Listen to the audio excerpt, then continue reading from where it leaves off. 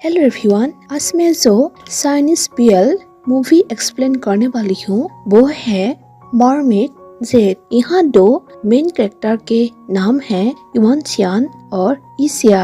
Yuan Chiyaan Schengen city के criminal justice है। Schengen city में मरमेड के शिकार किया जाता है। किसी भी मरमेड या आदमी को पकड़ा या देखा जाता है तो उसे मार दिया जाता है।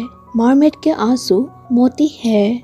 मरमेड को नुकसान पहुंचाने से उनके आंसू निकलते हैं और उनके आंसू के वजह से कीमती रत्न जमा हो जाते हैं और उनका ब्लड जेड का प्योर रूप बन जाता है। एक्चुअली लोगों को लगता है मरमेड के कारण जहरीली कुएं से भरी हुई है। नेक्स्ट कैरेक्टर इसिया जो एक खूबसूरत मरमेड है। कहानी के शुरुआत में हमें मरमेड को मारने के सीन दिखाई जाती है और रात के अंधेरे में युआन चियान और एक मॉन्स्टर के बीच फाइट होते हैं। इसके बीच हमें दिखाई जाती है एक आदमी को कोई जहर देते हैं और दूसरी तरफ युआन चियान मॉन्स्टर के हमले के कारण बेहोश हो जाते हैं। बेहोश होते समय सबूत के लिए मॉन्स्टर के गाल के थोड़े कपड़े फाड़ लेते हैं। फिर हमें मॉर्निंग की सीन दिखाई जाती है जहां युआन चियान को उसकी वाइफ की भाई जगाते हैं। दोनों के बीच हंसी मजाक चलते हैं। तभी युआन चियान की वाइफ आती है। वाइफ दोनों को सूप पीने के लिए कहती है और दोनों सूप पीने के लिए बैठते हैं। युआन चियान उसके हाथ से काले कपड़े लेकर कहते हैं, क्या तुम मेरे सबूत चुराना चाहते हो? भाई कहता है, तुम्हारा विवेक कहाँ है? अगर इंपीरियल गार्ड्स और मैंने कल रात तुम्हें नहीं बचाया होता तो तुम मर गए होते। युआन चियान इसके लिए उन्हें थैंक यू कहता है। भाई कहता है, जब तुम सो रहे थे तब मैं रात भर जाग रहे थे और अभी मैं बहुत थक गया हूँ। युआन चियान पूछता है, क्या तुम्हें कुछ पता चला? भाई कहता है, कल जो व्यक्ति मरे हुए मिला था वो व्यक्ति जीवित रहते हुए बंधा हुआ था। मौत का कारण अत्यधिक खून की कमी थी। उसके बाद सुनकर युआन चियान थोड़ा चिंता में पड़ जाता है। भाई पूछता है, तुम क्यों परेशान हो रहे हो? युआन चियान कहता है, 1 साल पहले भी ऐसा ही एक मामला सामने आया था जो वेश्यालय में हुआ था। सब लोग रातों रात मर गए थे। भाई पूछता है, क्या तारीखें एक जैसी है? युआन चियान कहता है, यह पिछले साल लूनर नवंबर में हुआ था। डेट लगभग सेम है। भाई कहता है, बस भी करो, मरा हुआ आदमी कोई इम्पोर्टेंट नहीं था, कौन परवाह करता है? युआन चियान कहता है, बेसाए या शरणार्थी हो कोई फर्क नहीं पड़ता क्योंकि वो सभी ह्यूमन लिव्स है।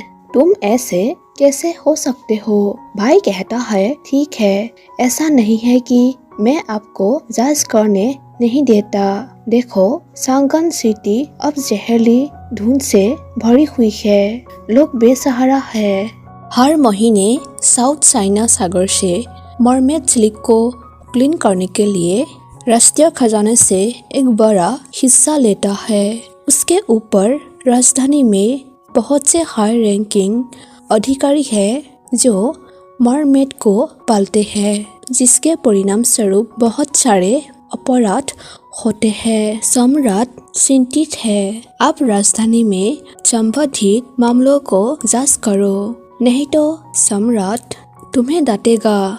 यह मत कहो कि मैंने तुम्हें चेतावनी नहीं दी। मैं आपको यह एक क्लोज फ्रेंड के रूप में बता रहा हूँ। आप पर निर्भर है कि मेरी सलाह को सुनना है या नहीं।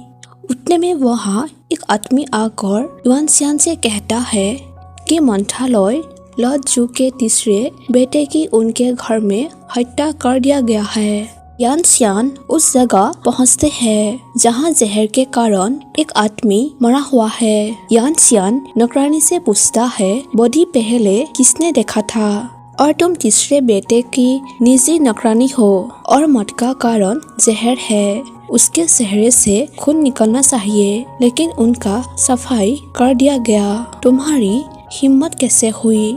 नौकरानी कहती है, इसके बारे में कुछ नहीं पता, माफ कीजिए। तभी दूसरे नौकर कहता है, अगर आप मेरे जान बख्श दोगे तो मैं बता दूंगा। फिर यानसियान उन लोगों से मिलने जाते हैं जो लोग मरमेड को छुपा कर पालते हैं। जब यानसियान उन लोगों से मरमेड के बारे में पूछताछ कर रहे होते हैं, तभी अलमारी से कुछ आवाज सुनाई देते हैं। तब यानसियान अलमारी खोलकर देखते हैं, जहाँ एक बहुत ही सुंदर आदमी गुबरेट हुआ होते हैं, जिसके आंखें नीले रंग के हैं।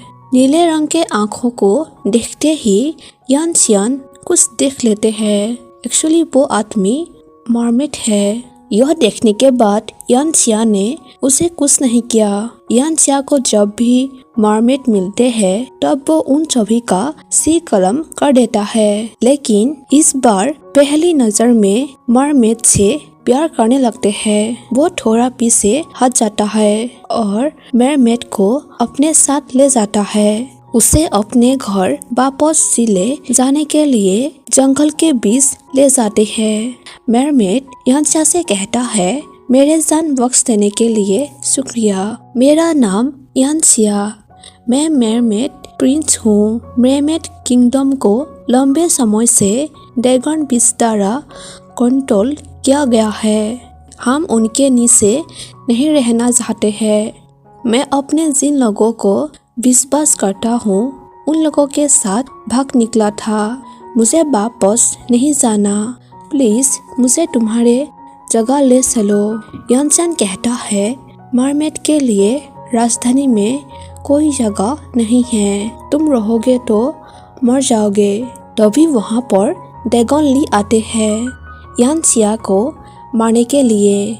यानसिया उसे देखकर डर जाता है।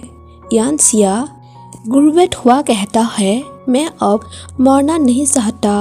ड्रैगन ली यानसिया से कहता है, तुम तो मरमेड के विरुद्ध हो और तुम पिछली बार एक झटके से बच गए थे, लेकिन आज नहीं बचोगे। यानसिया अपने तलवार से गोल्डन ईगल निकालते हैं। एक्चुअली गोल्डन ईगल के सामने ड्रैगन ली लड़ाई नहीं कर पाता है। यानसियान ड्रैगन ली से कहता है, जिस कपड़े का टुकड़ा मैंने उस दिन तुमसे उतारा था और उन लाशों से मुझे एम्बरगिस के निशान मिला, जिससे मुझे पता चला कि तुम ड्रैगन ली हो। यह तलवार एम्पेरर गोल्डन ईगल स्पिरिट से बनाई गई है। ड्रैगन ली यानसिया से कहता है, ये असंभव है। गोल्डन ईगल किंगडम लंबे समय से गायब है। यानसियान कहता है, ये 20 साल पहले की बातें हैं। तुम्हें मरना चाहिए। ऐसे कहकर यानसियान अपने तलवार उसके तरफ चलाने लगते हैं और ड्रैगन ली भी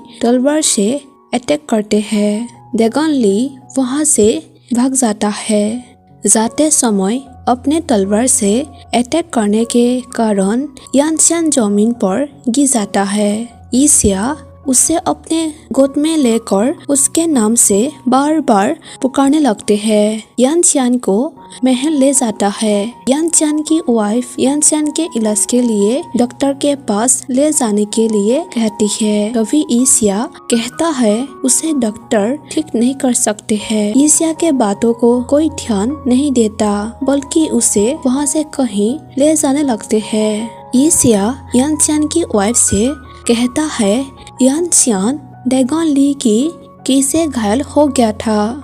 डॉक्टर मदद नहीं कर सकते। उसे हमारी लार से ही बचाया जा सकता है। तभी राजकुमारी की नौकरानी कहती है, यहाँ मरमेड रखना सुरक्षित नहीं है। ईसिया को इग्नोर करके राजकुमारी यानसिया के पास चली जाती है। यानसिया के बॉडी ड्रैगन के की से पूरे घायल होने लगते हैं। राजकुमारी ईसिया को अंदर बुलाते हैं। राजकुमारी ईसिया से पूछती है, उसे किसने चोट पहुंचाई। ईसिया जवाब देता है, ड्रैगन ब्रेस ने। फिर कहता है, आप मुझ पर यकीन कीजिए, उसने मुझे जब देखा तब मेरी जान बख्श दी। फिर मुझे एक ड्रैगन बीच से बचाया। केवल एक चीज जो मैं करना चाहता हूँ वो है उसके जान बचाना। तभी राजकुमारी अपनी नौकरानी से कहती है अगर कुछ गलत होता है तो उसे तुरंत मार डालो। ईसिया अपनी लार से ठीक करके कहता है वो अभी ठीक है, उसे रेस्ट करने की जरूरत है। राजकुमारी की नौकरानी राजकुमारी से कहती है हमें मेरमेड को जीवित नहीं रहने दे सकते। उसकी बात सुनकर ईसिया डर जाते हैं। राजकुमारी कहती है कि उसे रहने के लिए जगह खोजो, पहले उसे यहीं रखो। यानसियांग के जगने तक तुम सभी नियम जानते हो। अगर बाहर कोई पूछा कि क्या हमने मेरमेड रखा है तो तुम लोग कह देना कोई नहीं रहता। फिर मॉर्निंग का सीन दिखाई जाती है जहाँ यानसियान होश में आते हैं। यानसियान के पास राजकुमारी होती है। राजकुमारी उसे तबीयत के बारे में पूछती है।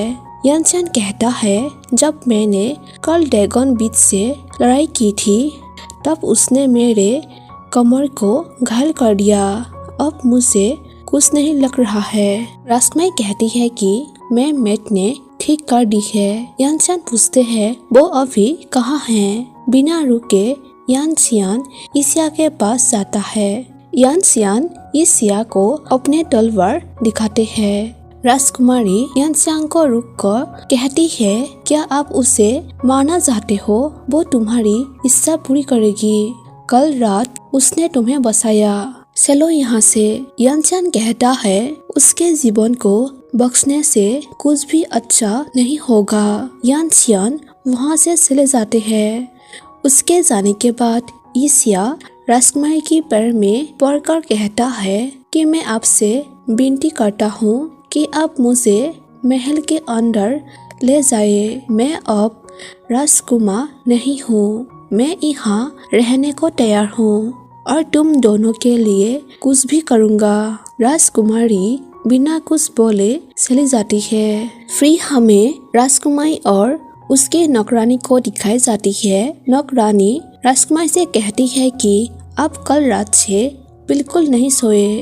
अब जब वो सम्राट से मिलने गया तो आपको आराम करना चाहिए। राजकुमारी कहती है मैं भी आराम करना चाहती हूँ पर मेरा मन ठीक नहीं है। नौकरानी कहती है यह सब मेरमेड की गलती है, आप आराम कीजिए। राजकुमारी कहती है कि आपने बचपन से ही मेरी माँ की तरह सेवा की है। आपने 20 साल पहले जो हुआ उसके बारे में सुना होगा। गोल्डन ईगल ने पिछले सम्राट की सहायता की और पिछले साम्राज्य को हराया, लेकिन फिर सम्राट ने पलटकर गोल्डन ईगल किंगडम का सफाया कर दिया। इसीलिए सम्राट दक्षिण चीन सागर से संबंधित मुद्दों के प्रति विशेष रूप से संवेदनशील है। वो इतिहास को फिर से चलाने से डरता है। यानसियान के दादाजी ने सहायता की और वो तलवार प्राप्त की। क्या महिमा है। लेकिन अब जब मेरे पिता राज कर रहे हैं तो वो इस परिवार के लिए एक्स्ट्रा केयरफुल रहने की है। अगर इस परिवार को एक्स्ट्रा केयरफुल रहने की जरूरत है तो जोखिम उठाना होगा। राजकुमारी कहती है कि उसने मेरमेड को क्यों नहीं मारा। नौकरानी कहती है मुझे लगा कि तुमने उसे मारने से रुका है। राजकुमारी कहती है ऐसा कुछ भी नहीं है।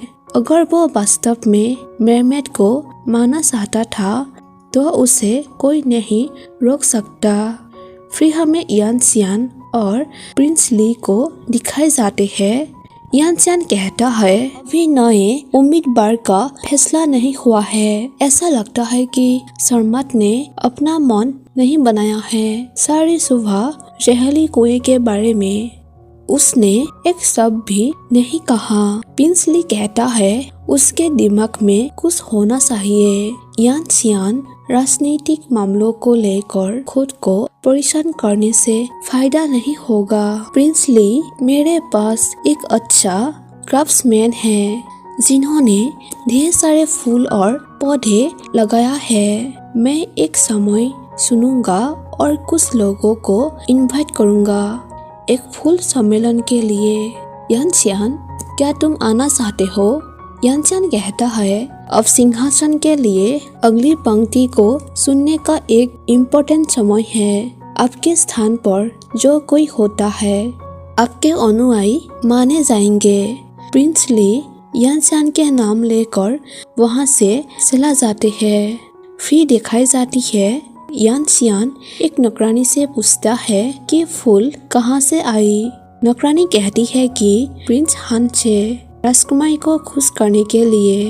यानसियान पूछता है राजकुमारी कहाँ है। नौकरानी कहती है पीछे वाले आंगन में। जब यानसियान राजकुमारी से मिलने जाते हैं तब वो देखते हैं ईसिया के हेयर में फूल लगा रहा होता है। यानसियान अपनी वाइफ से कहता है कि मुझे नहीं पता था कि तुम्हारा भाई इतना सुंदर था, फूल सुंदर है।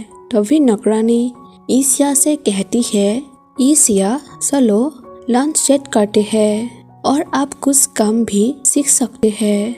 फिर ईसिया को दो नौकरानी के साथ दिखाए जाते हैं। ईसिया उनसे कहता है कि राजकुमारी आपकी बात सुनती है तो उसे बताओ कि वो फूल कहीं भी रख सकती है लेकिन बेडरूम में नहीं। अपने काम से कम रखो। यहाँ सब अच्छा होने का दिखावा मत करो। ऐसा मत सोचो कि मुझे नहीं पता तुमने लॉर्ड जू के बेटे को आर्सेनिक से मार डाला। ईसा कहता है नहीं, वो आर्सेनिक से नहीं मारा गया था। जब ड्रैगन बीज का औरवा बर्फ से मिलता है तो यह अत्यधिक जहरीला हो जाता है। अब मनुष्य ने इसे कभी नहीं देखा, गलती से उन्हें आर्सेनिक के रूप में ले लिया। फूलदान में वो क्यों है इसके बारे में अपने लिए सोचो। उतने में वहाँ यानसियान और उसकी वाइफ लंच करने के लिए आते हैं। राजकुमारी ईसिया से कहती है कि मैंने सुना है तुम्हारे यहाँ आने के बाद तुमने कुछ नहीं खाया। ईसिया कहता है कि हम केवल पानी के पौधे और मछली खाते हैं। राजकुमारी कहती है तुम अभी यहाँ हो तो तुम्हें हमारे तरह खाने की कोशिश करना चाहिए। राजकुमारी की बात सुनकर ईसिया खाने लगते हैं लेकिन उसे खाना अच्छा नहीं लगता। यानसिया उसे अपने पास बुलाते हैं। जब वो उसके पास जाता है तब यानसिया उसके सर से फूल को हटा देता है और उसे कहता है अब ऐसे कपड़े मत पहनो, तुम एक एंटरटेनर की तरह ही। फिर दिखाई जाती है नौकर यानसियान को नहाने के लिए बाथटब पर फूलों से तैयारी करते हैं। तभी वहाँ ईसिया अंदर आने के लिए डोर नॉक करते हैं। नौकर उसे अंदर आने से रुकते हैं। तभी ईसिया यानसिया से कहता है एक बात है जो मुझे आपको बताना चाहिए। ऐसे कहकर वो अंदर चले जाते हैं। फिर यानसियान से कहता है कि प्रिंस हान के फूलों में ड्रैगन बीज क्यों है। जब इसका सामना बर्फ से होता है तो वो जहरीली धुन की तरह घातक होते हैं। इसके कारण आपकी कमर की चोट और मिस्टर जो की मौत हुई थी। यानसियान खड़े होकर उसके बात सुनते हैं। ईसिया कहता है और सिर्फ कोई साधारण ड्रैगन बीज क्यों नहीं, इतने सारे फूल उगाने में सक्षम होने के लिए केवल ड्रैगन ली ही इसके लिए सक्षम है।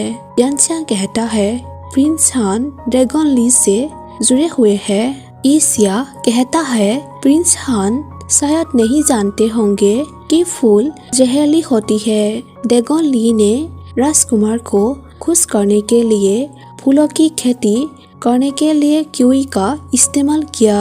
राजकुमार को पता नहीं हो सकता है फूल जहरीली होती है। ड्रैगन किवी फूलों पर है, इसीलिए जहर धीमी गति से यात्रा करता है, लेकिन वो घातक है, इसमें कोई संदेह नहीं है। यह किसी भी महिला के लिए विशेष रूप से खतरनाक है। मासिक धर्म के दौरान उसे राजकुमारी के बेडरूम के पास न जाने दे। तभी यानसियान नौकर से कहता है सेंसियू कुछ लोगों को अपने साथ ले जाओ और सभी फूलों को इस बारे में ले जाओ। सेंसियू चले जाने के बाद यानसिया नहाने के लिए बाथटब पर बैठते हैं। यानसिया उसे नहाने में मदद करते हैं। यानसियान उसे पूछता है इंसान तुम लोगों को कैसे मारते हैं। ईसा कहता है हम मरमेड्स की ट्रैफिक आमतौर पर बड़े घरों में की जाती है। हमें मरमेड स्लिक दिन रात बुनने की जरूरत है। उसके ऊपर वो हमें मोती पाने के लिए रुलाते हैं। यानचान पूछता है स्लिक के बारे में क्या। ईसा कहता है सबसे अच्छा स्लिक जेट है। हमारा खून जेट है। जेट स्लिक में हमारा खून होता है। अगला सबसे अच्छा लाल रेशम है। सफ़ेद रेशम सबसे खराब है। मैं आपको जेट स्लिक बुनने को तैयार हूँ। हम अपने शरीर का यूज रेशम की बुनाई के लिए करते हैं। सफ़ेद रेशम में हमारे हाथों का उपयोग करता है। लाल रेशम ऊपरी शरीर का उपयोग करता है। ऐसे कहकर ईसा यानचान के बॉडी टच करने लगते हैं। फिर कहता है जेट स्लिक जेट व्हील का उपयोग करता है। ईसा बात कहने से पहले यानचान उससे कहता है तुम अब यहाँ से चले जाओ, बाहर निकलो। ईसा वहाँ से बाहर चले जाते हैं। रात में सोते समय ईसा के साथ रोमांस करते हुए दिखता है। दूसरे तरफ ईसा बिना सोए सुबह तक बैठे रहते हैं। सुबह ईसा दूर से यानचान को देखते रहते हैं। यानचान कहीं जाने के लिए तैयार रहते हैं। दोनों के बीच आई कांटेक्ट होते हैं। यानचान अपने नौकर से ईसा को अपने साथ ले जाने के लिए कहता है। यानचान ईसा से कोई बात नहीं करता है, लेकिन उसके ऊपर नजर रखते हैं। फिर दिखाए जाते हैं यानचान एक आदमी से मिलते हैं जहाँ यानचान उसे कहता है कि तुम बहुत विनम्र हो, मैं सब कुछ संभाल लूँगा, प्लीज़ यहाँ वेट करो। वो आदमी कहता है मैं काम में बहुत बिजी था, घर में जो होता है उसे नज़रअंदाज कर देता था। मुझे नहीं पता था कि मेरी पत्नियों में से एक ने चुपके से मरमेड को पाला है। आज तक किसी के मरने तक जब से मैंने खुद को सरेंडर किया है। प्लीज़ सम्राट के साथ मेरे मामले को आसान बनाने में मदद करें। हमारा परिवार बहुत आभारी रहेगा। उसके बातें सुनने के बाद यानचान अपने नौकर से कहता है कि सेंसियो शहर के बाहर ले आओ, हम मरमेड को देखने जाएंगे। फिर सभी लोग मरमेड को देखते हैं। यानचान सभी मरमेड को मारने के लिए ऑर्डर देते हैं। सब मरमेड को मारने वाले होते हैं। तब ईसा यानचान के पैर में पड़कर कहता है कि मनुष्य मरमेड को पालते हैं। उन्हें मजबूर करने के लिए मोती और रेशम का उत्पादन किया। वो केवल तभी वापस लड़ते हैं इसे और बर्दाश्त नहीं कर सकते। वो न केवल निर्दोष है बल्कि वो पीड़ित है। वो मरने के लायक नहीं है, प्लीज उन्हें जाने दे। ऐसे ही ईसा रोते हुए कहता है, लेकिन यानचान मरमेड को मारने के लिए ऑर्डर दे देता है। ईसा आंखों के सामने अपने लोगों को मरते हुए देखकर बहुत ज्यादा ही रोने लगते हैं और उसके आंसुओं से मोती बनते हैं। मरमेड को मारने के बाद वो आदमी यानचान से कहता है कि आपके लिए एक लंबा दिन रहा होगा। मैंने कुछ शराब तैयार की है। यदि आप हमारे साथ पीते हैं तो यह मेरा सम्मान होगा। यानचान कहता है कि यह कोई साधारण जगह नहीं है। मैं रहने की हिम्मत नहीं कर सकता। मैं अब चला जाऊंगा। हम इंपीरियल कोर्ट के फैसले की प्रतीक्षा करेंगे। ऐसे कहकर यानचान जाने लगते हैं। तभी वो आदमी आवाज लगाते हुए ईसा से कहता है कि मुझे लगता है कि यह व्यक्ति नया है। अब काफी डरे हुए थे। अपनी नर्वस को शांत करने के लिए एक गिलास वाइन लो। तभी यानचान उस आदमी से कहता है कि आपका आतिथ्य व्यर्थ नहीं जाना चाहिए। ऐसे कहकर यानचान अपने आदमियों को पहले ईसा को लेकर वहां से जाने के लिए कहता है और कहता है कि मैं यहाँ अकेले पीने के लिए रुकूंगा। फिर वो दोनों पीने के लिए बैठते हैं। फिर वो आदमी कहता है कि हम कभी करीब नहीं रहे हैं, लेकिन मैंने तुम्हारे बारे में बहुत अच्छी बातें सुनी। प्लीज आप सबसे अच्छा करें अपने परिवार को बचाने के लिए। यानचियान उसे कहता है कि मैंने सुना है आप काफी करीब है जो परिवार के साथ।